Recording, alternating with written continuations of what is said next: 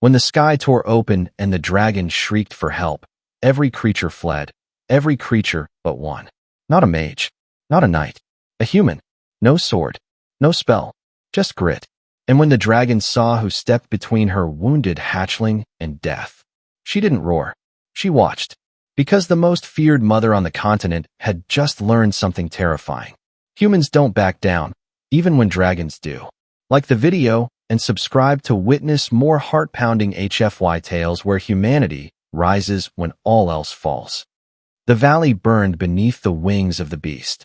Ash choked the sky. Stone crumbled into fire. And at the edge of the cliff, a dragon wailed. Not from pain. From something far worse. Fear. A mother's fear. Her wing was torn, blasted open by a steel bolt ballista hidden in the ridge. Her scales, once shimmering like obsidian stars, were cracked and bleeding. But she wasn't crying for herself. She cried for her child. A small, shivering hatchling curled behind a boulder, wings still soft, unable to fly. 3 mercenaries approached it, slow, deliberate, blades drawn, laced with poison meant to kill dragonkind. Each step brought them closer. The mother tried to crawl forward, but her leg failed. She collapsed, roaring. Too late.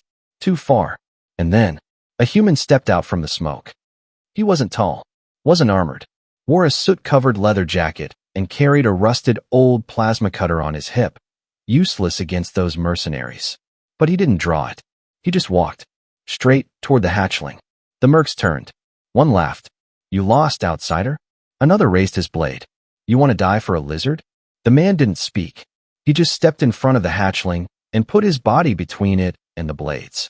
The dragon mother saw it all, saw the mercs circle him, 3 against 1. He didn't run, didn't even flinch. Instead, he raised one hand slowly. You've got one chance, he said. Turn around. The mercs blinked, then burst into laughter. The one in front swung low, and the human sidestepped, grabbed his arm, and snapped it backward with a crack. The sword clattered. The second lunged. The man ducked, slammed an elbow into his gut, and drove him headfirst into a rock. Blood sprayed. He didn't get back up. Only one was left now, staring wide-eyed. But this one turned to run. The human didn't let him. He sprinted, faster than any dragon had ever seen a soft creature move, tackled the merc, and slammed him into the cliff's edge with enough force to knock him out cold. Silence. The hatchling whimpered.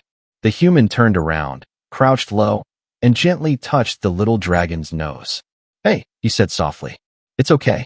I've got you. And the hatchling purred. The dragon mother watched from the distance, stunned. This human, this fragile, fleshy thing, had done what she could not. He stood up, turned, and faced her. No fear. Just calm. You need help, he said. She flinched. Her instinct screamed kill, devour, protect. But she didn't move. Because for the first time in centuries, someone had protected her child. He walked toward her, slowly, carefully, and dropped a small vial on the ground. It rolled toward her broken leg. Pain suppressant, he said. Not magic. Just chemistry. She sniffed it. Then, without breaking eye contact, drank it whole. Warmth surged through her leg. The fire in her muscles eased. She blinked slowly. The human stood there, arms folded, waiting. She didn't understand. He had no reward, no obligation. He was alone. Why? She finally asked, her voice a rumble across the valley. He looked up. You screamed, he said. Someone had to come. Later, when the wind cooled the scorched grass and the dragon could walk again, she lifted her child onto her back. But before she flew away, she looked at the human one last time. You carry no sword, she said. No need, he replied. You know I could kill you. He nodded. But you didn't. She narrowed her eyes. You fought 3 killers for a child not your own. He nodded again. Then I owe you a debt, she growled. He shook his head. Not a debt. Just remember who we are. She paused. And who is that? The human smiled. We're the ones who run toward fire. And then he turned and walked away. Back into the smoke. Back into the broken valley. The tale spread fast. Not among men, but among dragons. Of a lone human who stood between a hatchling and death. Of a creature who didn't flinch when even the dragons could no longer fight. And the name of that human, Jonas Ward, would later echo across dragonkind as Flame Shelter. The one a dragon mother whispered about when teaching her young what courage truly meant.